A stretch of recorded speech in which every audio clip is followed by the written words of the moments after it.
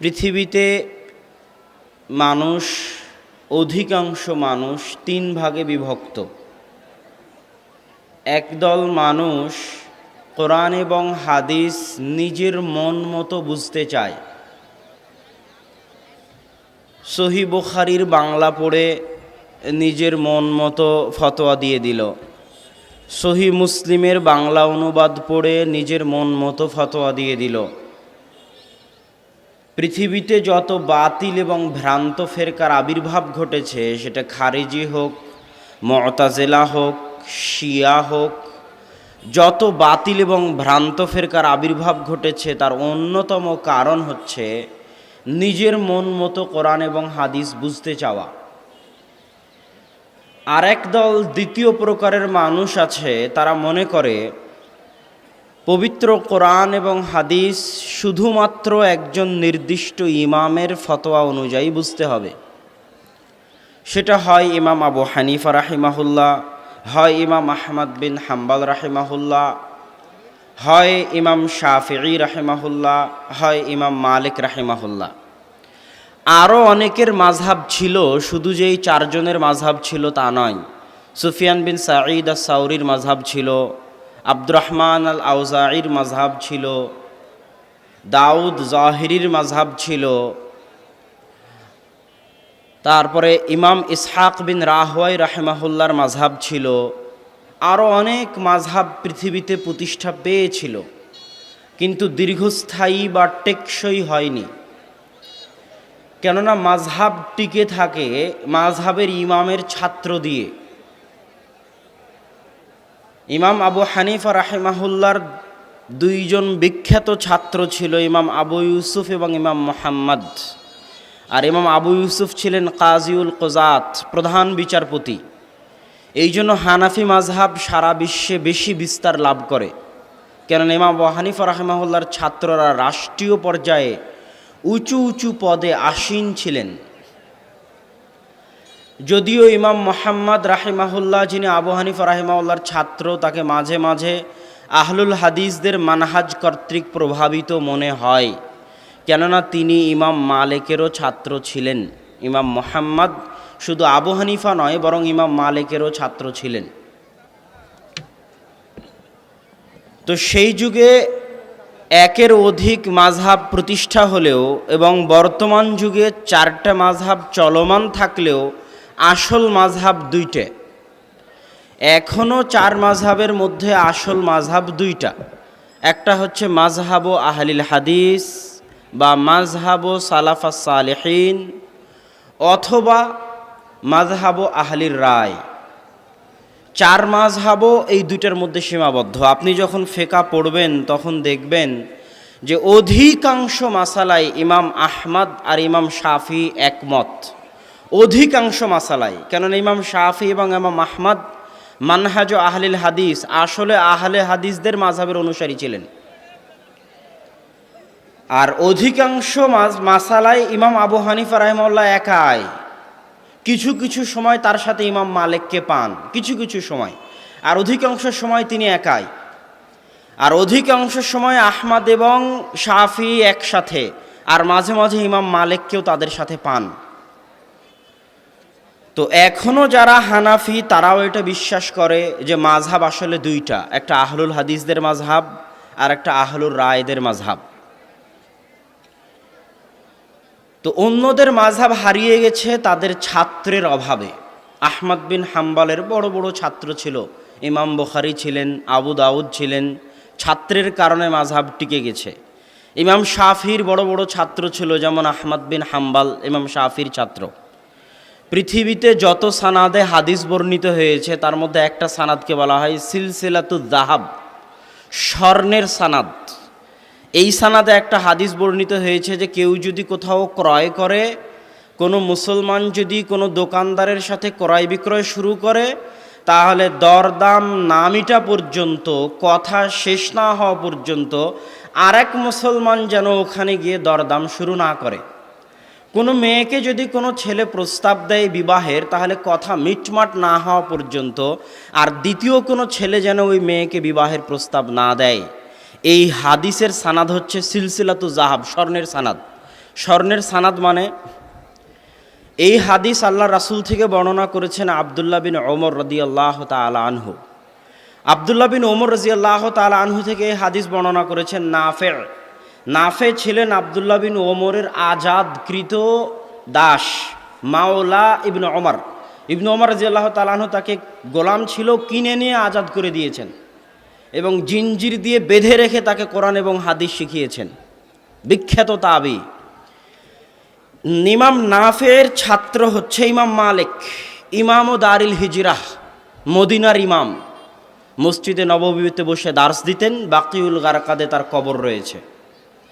ইমাম মালিক থেকে এই হাদিস বর্ণনা করেছেন ইমাম শাফিঈ, যিনি বিখ্যাত চার মাযহাবের এক মাযহাবের ইমাম। ইমাম শাফিঈ থেকে এই হাদিস বর্ণনা করেছেন আহমদ বিন হাম্বাল। তাহলে একটা হাদিসের সানাদে চার মাযহাবের তিন মাযহাবের ইমাম জমা হয়েছে। আহমদ বিন হাম্বাল হাদিস বর্ণনা করতেছে ইমাম শাফিঈ থেকে, ইমাম শাফিঈ হাদিস বর্ণনা করতেছে ইমাম মালিক থেকে, ইমাম মালিক বর্ণনা করতেছে নাফে থেকে, নাফে বর্ণনা করতেছে ইবনে ওমর থেকে। এর চাইতে মজবুত সানাদ পৃথিবীতে নাই। তো আমরা বলছিলাম যে ইমামদের মাযহাব আরও ছিল, কিন্তু সেগুলো টিকিনি ছাত্রের অভাবে, ছাত্র না থাকার কারণে। আর এই চারজনের মাযহাব টিকে গেছে ছাত্রের কারণে। তাদের মধ্যে আসল মাযহাব দুইটা, মাযহাব আহলিল হাদিস, মাযহাব আহলির রায়। পৃথিবীর মানুষকে আমরা তিন ভাগে ভাগ করলাম। একদল মানুষ নিজের মন মতো কোরআন হাদিস বুঝে, এদের কারণেই সব বাতিল ফিরকার আবির্ভাব। একদল মানুষ কোরআন হাদিসকে নির্দিষ্ট ইমামের বুঝ অনুযায়ী বুঝে, তাদেরকে আমরা বলি নির্দিষ্ট ইমামের তাকলিদ করে।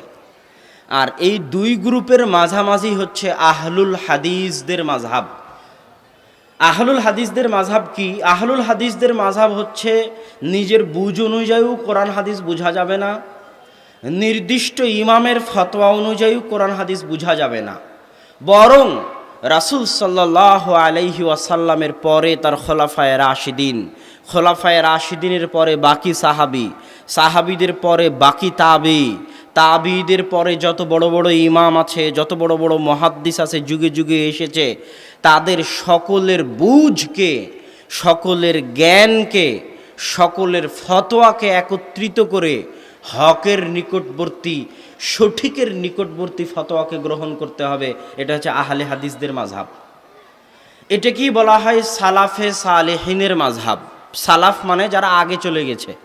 আল্লাহ রাসূল ফাতেমাকে বলতেছে, ফাতেমা তুমি চিন্তা করিও না, নি'মা সালাফুলাক, আমি মুহাম্মদ তোমার আগে চলে যাচ্ছি সাল্লাল্লাহু আলাইহি ওয়াসাল্লাম, তো আমি তোমার জন্য অনেক কল্যাণকর সালাফ, তুমি চিন্তা করিও না। সালাফ মানে যিনি আগে চলে যান। তো আমাদের আগে যারা চলে গেছে তারা আমাদের সবাই সালাফ, কিন্তু সব সালাফ সৎ নয়। আল্লাহ সুবহানাহু ওয়া তাআলা কোরআন মাজিদে বলেছে ইহদিনাস সিরাতাল মুস্তাকিম। আল্লাহ আপনি আমাদেরকে সিরাতে মুস্তাকিম দেখান। তো সিরাতে মুস্তাকিম কি? তার সঙ্গে আল্লাহ পরের বাক্যে দিচ্ছে সিরাতাল্লাযীনা আনআমতা আলাইহিম, তাদের পথ দেখান যারা অতীতে চলে গেছে, আর আপনি তাদের উপর রহম করেছেন, দয়া করেছেন, অনুগ্রহ করেছেন। এই রকম যারা অতীতে চলে গেছে তাদের পথ দেখান।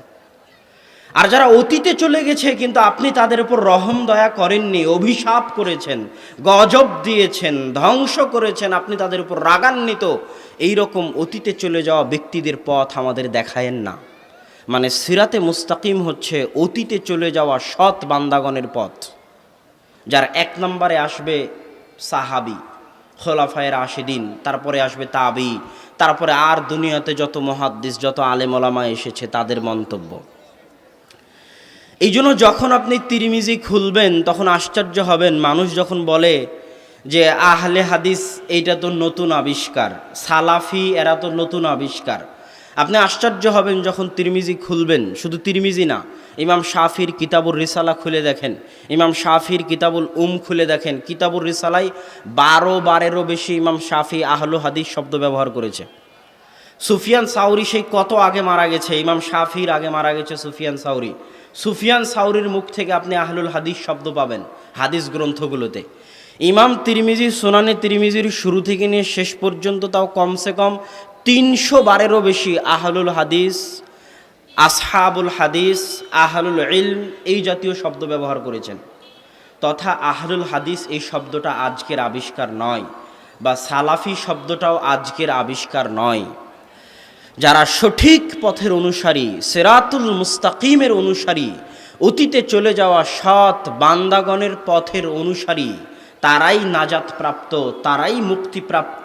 তাদের কথাই আল্লাহ রসুল বলেছেন, লা তাজালু তায়ফাতুম মিন উম্মতি যাহিরিনা আলাল হক, আমার উম্মতের মধ্যে একদল মানুষ হকের উপর টিকে থাকবে, তাদের কেউ ক্ষতি করতে পারবে না, এমনকি কিয়ামত কায়েম হয়ে যাবে, তবুও তারা হকের উপরই থাকবে, তাদের কেউ ক্ষতি করতে পারবে না।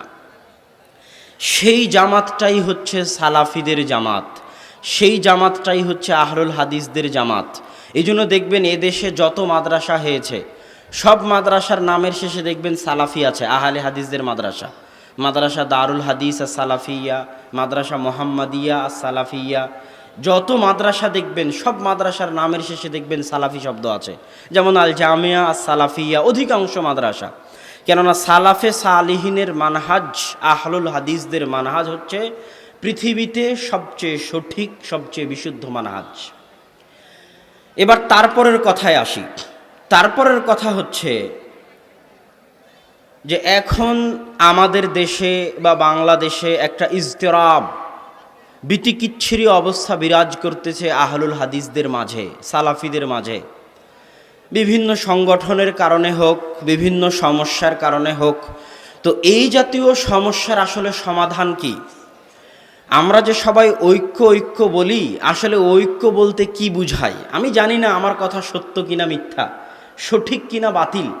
কিন্তু আমি ঐক্য বলতে যতটুকু বুঝি, তাতে এদেশের অধিকাংশ মানুষের ঐক্যের বুঝের সাথে আমার ঐক্যের বুঝের পার্থক্য আছে। আমারটা সত্যও হতে পারে, মিথ্যাও হতে পারে, আপনি মানতেও পারেন, নাও মানতে পারেন। এদেশে যখন ভারত, পাকিস্তান, বাংলাদেশে যখন সর্বপ্রথম বা পৃথিবীতে যখন সর্বপ্রথম কমিউনিস্টরা দল করা শুরু করলো, কমিউনিস্টদের দেখা দেখি যারা ডেমোক্রেটিক তারা দল করা শুরু করলো, তাদের দেখা দেখি আহলে হাদিসরা সংগঠন করলো, আহলে হাদিসদের দেখা দেখি জামাতে ইসলাম, ইখওয়ানুল মুসলিমিন তারা সংগঠন করলো। 100 বছর 150 বছর আগে যখন খেলাফতের যুগ ছিল, ইসলামী রাষ্ট্র ব্যবস্থা কায়েম ছিল, তখন এই জাতীয় দল সংগঠনের কোনো উৎপত্তি ছিল না। ছিল ফেরকা, ফেরকা ছিল। ফেরকা মানে বাতিল ফেরকা, সঠিক ফেরকা, আদর্শ এবং আকিদার পার্থক্য। যাদের সাথে মোতাজেলা ফেরকা ছিল, খারিজি ফেরকা ছিল, মুরজিয়া ফেরকা ছিল, শিয়া ফেরকা ছিল, ঠিক তেমনি আহলুল হাদিসদের আল ফেরকা নাজিয়া ছিল, সালাফিদের আত তায়েফা আল মানসুরা ছিল। কিন্তু এইভাবে সাংগঠনিক অবকাঠামো ছিল না। তো এই সাংগঠনিক অবকাঠামো আসার পরে আমাদের অনেকেই মনে করে ঐক্য মানে হচ্ছে এক ব্যানারের অধীনে, এক নেতার অধীনে সব আলেম ওলামা একত্রিত হবে, এর নাম মনে হয় ঐক্য। এটা অনেকেই মনে করে। আমি আপনার একটা ভুল ভাঙ্গাই। যখন ইমাম আহমদ বিন হাম্বাল মুহাদ্দিস, আর ইমাম আহমদ বিন হাম্বালের ছাত্র ইমাম বুখারী যখন মুহাদ্দিস হয়ে গেলেন, তখন ইমাম বুখারী আর আহমদ বিন হাম্বাল এক মসজিদে একই সাথে এসে দার্স দিতেন, এরকম কোনো নজির পাবেন না। আবদুল্লাহ বিন আব্বাস মুফাসসির, আবু হুরায়রা মুহাদ্দিস, আবদুল্লাহ বিন মাসউদ ফাকিহ, তিন বড় বড় সাহাবী, তারা একই মসজিদে একই সাথে এসে দার্স দিতেন, এক সিলেবাসের অধীনে, এরকম পাবেন না। আবদুল্লাহ বিন আব্বাস রাদিয়াল্লাহু তাআলা আনহুর মসজিদ আলাদা, আবদুল্লাহ বিন মাসউদের মসজিদ কুফায় আলাদা, আবু হুরায়রার মসজিদ মদিনাতে আলাদা, সবার ফতোয়া আলাদা, সবার বক্তব্য আলাদা, সবার দার্স আলাদা। ইমাম বুখারীকে যখন বের করে দেওয়া হলো বোখারা থেকে, তখন নিশাপুরের একজন বিরাট মুহাদ্দিস ছিলেন মুহাম্মদ ইবনে ইয়াহইয়া আজ-যুহালি, অনেক বড় মুহাদ্দিস, তার হাদিসও সহিহ বুখারীতে আছে। তো তিনি ইমাম বুখারীকে বললেন, আপনি নিশাপুর চলে আসেন, আপনার জন্য নিশাপুরের দরজা উন্মুক্ত। তো তারিখে নিশাপুরের ইতিহাস বই ইমাম হাকিমের লেখা। ইমাম হাকিম 405 হিজরিতে মারা গেছে। ইমাম হাকিম তারিখে নিশাপুরের মধ্যে যেই দিন ইমাম বুখারী বোখারা ছেড়ে নিশাপুরে ঢুকলেন, ইমাম যুহালির আমন্ত্রণে, সেই দিনের দৃশ্য বর্ণনা করতে গিয়ে বলতেছেন, পৃথিবীতে কোনো রাজা বাদশাকে নিশাপুরের মাটিতে নিশাপুরের কোনো রাজা বাদশাকে, নিশাপুরের কোনো আমির ওমারাকে, দুনিয়ার কোনো আলেম ওলামাকে এত হাজারো লাখো জনতা রাস্তায় বের হয়ে স্বাগতম জানিয়েছে, এটা নিশাপুরের মাটি কোনো দিন দেখেনি। যত হাজারো লাখো জনতা নিশাপুরের রাস্তায় বের হয়ে ইমাম বুখারীকে স্বাগতম জানিয়েছিল। আল্লাহু আকবার। তো ইমাম বুখারী যখন নিশাপুরে ঢুকছেন, আর এক আলেম তাকে দাওয়াত দিয়ে নিয়ে যাচ্ছে নিশাপুরে। তো এখন আপনি ভাবতে পারেন যে ইমাম বুখারী আর ইমাম জোহালি দুইজনের ঐক্য হয়েছে, এখন একটা মসজিদে তারা একসাথে দার্স দিবে। জি না, ইমাম বুখারী যখন ঢুকলেন নিশাপুরে, তখন ইমাম বুখারীর দার্স আলাদা। ইমাম জোহালি তাকে আলাদা মসজিদ দিয়ে দিলেন যে এই মসজিদে আপনি দার্স দিবেন, আর আমি ওই মসজিদে দার্স দিই, সেখানে আমি দার্স দিব। উভয়ের ছাত্র আলাদা, সময় আলাদা, মসজিদ আলাদা। তার মানে কি তাদের মধ্যে একতা ঐক্য ছিল না? আমার প্রশ্ন কি বুঝতে পারছেন আপনারা? প্রশ্ন কি স্পষ্ট? তো অথচ মানুষ তো, ইমাম জোহালি মানুষ, একটা সময় এমন হলো যে ইমাম জোহালির দার্স থেকে ছাত্র কমতে কমতে কমতে কমতে ইমাম বুখারীর দার্সে ছাত্রের জায়গা হয় না। তো ইমাম জোহালি তো মানুষ, অন্তরে তার একটা হিংসা জাগলো, হাসাদ। তখন ইমাম জোহালি পরিকল্পনা করলেন, আল্লাহ ভালো জানে, তিনি ইমাম বুখারীর উপর কাফের ফতোয়া আরোপ করে দিলেন। যেই ইমাম বুখারীকে ইমাম জোহালি নিজে নিয়ে এসেছিলেন নিশাপুরে, তার উপর ইমাম জোহালি কাফের ফতোয়া আরোপ করে তাকে নিশাপুর থেকে বহিষ্কার করে দিলেন। ইমাম বুখারী নিশাপুর থেকে বহিষ্কৃত হয়ে গেলেন। আমার কথা এটা নয়, আমার কথা হচ্ছে ঐক্য মানে এক সংগঠনে থেকে, এক ব্যানারের অধীনে থেকে একজনকে নেতা বা আমির বানিয়ে সবাই একসাথে থাকবে, এটা ঐক্যের মানদণ্ড নয়। ঐক্যের মানদণ্ড হচ্ছে আপনার মানহাজ আমার মানহাজ, আপনার আকিদা আমার আকিদা এক কিনা। আজকে যারা ভারতের আহলে হাদিস, তারা কি আমাদের কোনো সংগঠনের অন্তর্ভুক্ত? আমরা যারা বাংলাদেশের সালাফি, তারা কি সৌদি আরবের কোনো সংগঠনের অন্তর্ভুক্ত? তো আমাদের মধ্যে কি একতা নাই? আছে। সেই ঐক্যটা হচ্ছে আকিদার ঐক্য, মানহাজের ঐক্য। এই পর্যায়ে আর একটা কথা আপনাকে বলি যে মানহাজের অনুসরণ, হুনাকা ফারকুন বাইনা মানহাজিস সালাফা সালেহিন ওয়াল হিজব আস সালাফি। সালাফি সংগঠন, আহলে হাদিস সংগঠন এবং সালাফি মানহাজ, আহলে হাদিস মানহাজের মধ্যে পার্থক্য আছে। সালাফি আহলে হাদিস মানহাজ হচ্ছে একটা বিরাট পতাকা, যেই পতাকার নিচে ঢুকতে কোনো ফরম পূরণ করা লাগে না, যেই পতাকার নিচে ঢুকতে কারো হাতে হাত রেখে শপথ গ্রহণ করা লাগে না, যেই পতাকার নিচে ঢুকতে কোনো পরীক্ষায় অংশগ্রহণ করা লাগে না। ঠিক যেমন ইসলাম একটা সংগঠন, আমি বহু বক্তব্যে বলেছি যে ইসলাম একটি সংগঠনের মতো। ইসলামের নেতা হচ্ছে মুহাম্মদ সাল্লাল্লাহু আলাইহি ওয়াসাল্লাম, ইসলামের কেন্দ্র হচ্ছে মদিনা এবং মক্কা, ইসলামের কেন্দ্রীয় সম্মেলন হচ্ছে হজ, ইসলামের বাৎসরিক কিয়ানত, যেমন সংগঠনে বাৎসরিক কিয়ানত দেওয়া হয়, মাসিক কিয়ানত দেওয়া হয়, ইসলামের বাৎসরিক কিয়ানত হচ্ছে জাকাত দিতে বাধ্য যদি আপনি এই সংগঠনের সদস্য থাকেন। সব সংগঠনের শাখা অফিস আছে, জেলা অফিস আছে, তেমনি ইসলামের শাখা অফিস হচ্ছে এই মসজিদ। যদি ইসলাম নামক সংগঠনের সদস্য থাকতে চান, দিনে 5 বার মসজিদে হাজিরা দিতে আপনি বাধ্য। যদি হাজিরা না দেন তাহলে আপনি জামাত থেকে বের হয়ে যাবেন। ওই জামাত, যেই জামাতের কথা আল্লাহ রাসূল বলেছে তোমরা জামাতবদ্ধ জীবন যাপন করো। তো ঠিক তেমনি সালাফি এবং আহলে হাদিস এটা বিরাট পতাকা।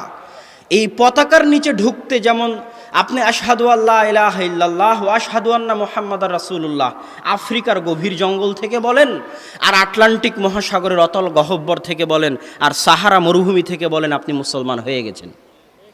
ঠিক তেমনি পৃথিবীর যেখানে থাকেন না কেন, আপনারা আব্বুর বহু বক্তব্য শুনেছেন, পৃথিবীর যেখানে যারা মানুষের মতামতকে উপেক্ষা করে পবিত্র কোরআন এবং সহিহ হাদিস মেনে চলে, তারাই আহলে হাদিস, তারাই সালাফি।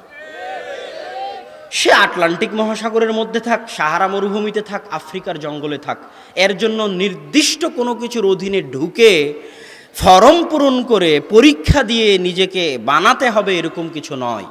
এই জন্য সালাফি মানহাজ আহলুল হাদিসদের মানহাজ এবং সালাফি দল বা আহলে হাদিস দলের মধ্যেই সামান্য পার্থক্যটুকু আছে। তবে সব আহলে হাদিস দলই, সব সালাফি দলই সালাফি মানহাজের অন্তর্ভুক্ত। এই কথাটা বুঝতে পারলেন কিনা আমি জানি না। জমিয়তে আহলে হাদিস আন্দোলন বাংলাদেশ, বাংলাদেশ জামাতে আহলে হাদিস, সব দল, সব সংগঠন, যেমন যারা দল সংগঠন করে না তারাও সালাফি মানহাজের অন্তর্ভুক্ত, তেমনি সব আহলে হাদিস দল, আহলে হাদিস সংগঠন সালাফি মানহাজ, আহলে হাদিস মানহাজের অন্তর্ভুক্ত। তারপরের শেষ কথা যেটা বলতে চাচ্ছি, আলোচনার শেষের দিকে চলে এসেছি। এতক্ষণ যেটা বলতে চাইলাম, প্রথমে বললাম যে সঠিক ফেরকা নাজিয়া ফেরকা হচ্ছে আহলে হাদিস সালাফিদের ফেরকা, তার সঙ্গে দিলাম। 2 নাম্বার, ঐক্য নিয়ে আপনাদের মধ্যে যে ভুল ধারণা আছে, এটা 100-150 বছর আগে চালু হয়েছে। তার আগে আলেম ওলামা কোথাও পাবেন না এই রকম যে একই জায়গায় একই সংগঠন একই মাদ্রাসার নিচে থেকে দার্স দিয়েছে। আলেম হয়েছে মাদ্রাসা আলাদা, মসজিদ আলাদা, দার্স আলাদা। আকিদা যতক্ষণ এক ততক্ষণ তারা একতাবদ্ধ আছে, মানহাজ যতক্ষণ তাদের এক ততক্ষণ তারা একতাবদ্ধ আছে। মানহাজের উপর ভিত্তি করে, আকিদার উপর ভিত্তি করে সারা পৃথিবীর, সারা দুনিয়ার, সারা বাংলাদেশের সব আহলে হাদিস এক। তারপরের যেটা কথা বলতে চাচ্ছি সেটা হচ্ছে জামাতবদ্ধ জীবনযাপন বলতে কি বুঝায়। আমি একটা সময়ে হাদিস পড়েছিলাম আমার এক উস্তাদজির সামনে। এই কথা মনে পড়লে আমার এখন অনেক কষ্ট হয়। উনি এখনও আমার উস্তাদ, আল্লাহ সুবহানাহু তাআলা তাকে হেফাজত করুক, হায়াত দারাজ করুক। এক মসজিদে আমি হাদিস পড়েছিলাম, আমুরুকুম বিখামসিন, তোমাদের 5টা বিষয়ের নির্দেশ দিচ্ছি, বিল জামাতবদ্ধ জীবনযাপনের। সেই দিনে হাদিস পড়ে আমি বুঝাতে চেয়েছিলাম যে আপনি এই দল, এই সংগঠন থেকে বের হয়ে গেছেন, মানে আপনি জামাত থেকে বের হয়ে গেছেন। এই ভ্রান্ত আকিদার জন্য এখনও আমার আফসোস হয়, এবং সেই দিন ওই উস্তাদের সামনে এই হাদিস পড়ার কারণে এখনও আমার আফসোস হয়। আসলে আমাদের দেশের মানুষ বুঝে না, বিরাট একটা ভ্রান্তি কাজ করে আমাদের দেশের মধ্যে যে জামাত বলতে কি বুঝায়। জামাতবদ্ধ জীবনযাপন অনেক গুরুত্বপূর্ণ জিনিস। আল্লাহ রাসূল বলতেছেন 3 শ্রেণীর মুসলমানকে হত্যা করা যাবে, তার মধ্যে এক শ্রেণী হচ্ছে মুফারিকুল জামা, যারা জামাত ছেড়ে দিয়েছে। মানে আমি আজকে তাবলিগ জামাত করলাম, কাল ছেড়ে দিলাম, আমাকে হত্যা করা যাবে? আমি আজকে জামাত ইসলাম করলাম, কাল ছেড়ে দিলাম, আমাকে হত্যা করা যাবে? আল্লাহ রাসূল বলছে তোমরা জামাতবদ্ধ থাকো। মান ফারাকা, যে ব্যক্তি জামাত থেকে 1 বিঘত দূরে চলে গেল, তার কাঁধ থেকে ইসলাম চলে গেল। মানে আমি আজ তাবলিগ জামাত ছেড়ে দিলাম, আমার কাঁধ থেকে ইসলাম চলে গেল? জি না। এই দেশে জামাতবদ্ধ জীবনযাপনের হাদিসকে বিকৃত করা হয়েছে, এবং এদেশে ইমারাত এবং বায়াত, ইমাম মুসলিম সহিহ মুসলিমে একটা অধ্যায় আছে, কিতাবুল ইমারাহ, ইমারাত অধ্যায়।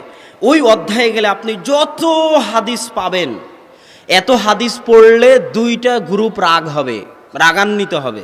একটা গ্রুপ যারা বোমা দিয়ে ক্ষমতা দখল করতে চায়, আর একটা ভোট দিয়ে ক্ষমতা দখল করতে চায়। এরা আপনাকে বলবে এরা দালাল, যদি খালি ওই হাদিসগুলোর অনুবাদ করেন, তা বলবে দালাল।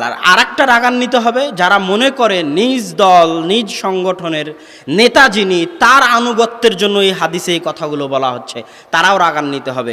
আসলে কিতাবুল ইমারাতে যত হাদিস আছে, সব হাদিস ইসলামী খেলাফতের খলিফা, মুসলিম রাষ্ট্রের রাষ্ট্রনেতা যতক্ষণ না প্রকাশ্য কাফের হয়ে গেছেন, এবং যতক্ষণ যদি প্রকাশ্য কাফের হয়ে গিয়ে থাকেন, তাহলে তাকে উৎখাত করে পুনরায় ক্ষমতা দখল করে নিরাপত্তা কায়েম করার মতো ক্ষমতা থাকতে হবে, না হলে তার বিরুদ্ধে বিদ্রোহ করা যাবে না। ফল সিরিয়া, ফল ইয়েমেন, ফল মিশর, মুসলমানদের রক্তে এক মুসলমান আর এক মুসলমানকে হত্যা করে রক্তে লাল হয়ে গেছে, খালি কিতাবুল ইমারার হাদিসগুলো না বুঝার কারণে। জামাতবদ্ধ জীবনযাপন কাকে বলে তা না বুঝার কারণে। এই আবু বকর রাদিয়াল্লাহু তাআলা আনহু যখন খলিফা হলেন, এটা বলে আমার বক্তব্য শেষ করে দিব, তখন একদল মানুষ যাকাত দিতে অস্বীকার করলো। আবু বকর রাদিয়াল্লাহু তাআলা আনহু বললেন যে এদেরকে আমি হত্যা করব, যুদ্ধ করব। ওমর রাদিয়াল্লাহু তাআলা বললেন কাইফা তুকাতিলুন, কিভাবে এদের সাথে হত্যা করবেন? এরা তো কালেমা পড়ে, কালেমায় শাহাদত পড়ে মুসলমান হয়েছে। তখন আবু বকর বললেন আল্লাহ লা উকাতিলান্নাহুম, আল্লাহর কসম আমি তাদের বিরুদ্ধে অবশ্যই যুদ্ধ করব। লাউ মানাউনি কালান ইউআদ্দুনাহু ইলা রাসূলিল্লাহ, আল্লাহর রাসূলের যুগে উট গরু ছাগল যাকাত হিসেবে দিতে এসে উট গরু ছাগলের দড়িও দিয়েছে, আমার যুগে যদি উট গরু ছাগল দিয়ে যায়, দড়ি না দেয়। আল্লাহর রাসূলের যুগে ধান গম চাউল দিতে এসে বস্তা দিয়েছে, আমার যুগে যদি ধান গম চাউল দেয়, বস্তা না দেয়, তাহলে ওই বস্তার জন্য, ওই দড়ির জন্য আমি যুদ্ধ চালিয়ে যাব, হয় মরবো না হয় মারবো। এখন প্রশ্ন হচ্ছে আবু বকর রাদিয়াল্লাহু তাআলা আনহু এদের বিরুদ্ধে যে যুদ্ধ করতে চাচ্ছেন, এদেরকে যে মারতে চাচ্ছেন, অথচ এরা সবাই মুসলমান, আর মুসলমানের রক্ত কি হারাম। তাহলে আবু বকর রাদিয়াল্লাহু আনহু কেন তাদের বিরুদ্ধে যুদ্ধ করতেছেন, কেন তাদেরকে হত্যা করতেছেন?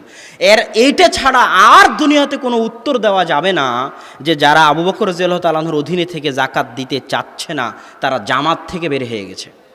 মুফারিকুল জামাআহ, নির্ধারিত যিনি খলিফা সেই খলিফার আনুগত্য থেকে হাত গুটিয়ে নিয়েছে, মানে তারা জামাত থেকে বের হয়ে গেছে। তারা বাগী, তারা বিদ্রোহী, তারাই খারিজি, এদেরকেই আল্লাহ রাসূল হত্যা করতে বলেছেন। এরাই মুফারিকুল জামা, এরাই জামাত পরিত্যাগকারী, এদেরকে হত্যা করা যাবে। আজকেও যে কোনো মুসলিম দেশে কেউ যদি মুসলিম রাষ্ট্রের নিরাপত্তার লঙ্ঘন করে, মুসলিম রাষ্ট্রের নেতা যদি প্রকাশ্য কাফের না হয়, তার বিরুদ্ধে অস্ত্র উত্তোলন করে, তাহলে সেও জামাত থেকে বের হয়ে যাবে, তাকে হত্যা করা যাবে। তথা জামাতবদ্ধ জীবনযাপন মানে হচ্ছে ঐক্য। যে ঐক্যটা আপনারা বুঝেন সেই ঐক্যটা মূলত রাষ্ট্রীয় ঐক্য, সেই ঐক্যটা মূলত খেলাফাতের ঐক্য। খেলাফাতে ঐক্য আছে, রাষ্ট্রীয় ঐক্য আছে। আহমদ বিন হাম্বল কোথায় কি ফতোয়া দিল আর ইমাম শাফি কোথায় কি ফতোয়া দিল এটা ধর্তব্য নয়। তৎকালীন রাষ্ট্রে খেলাফতে ঐক্য ছিল।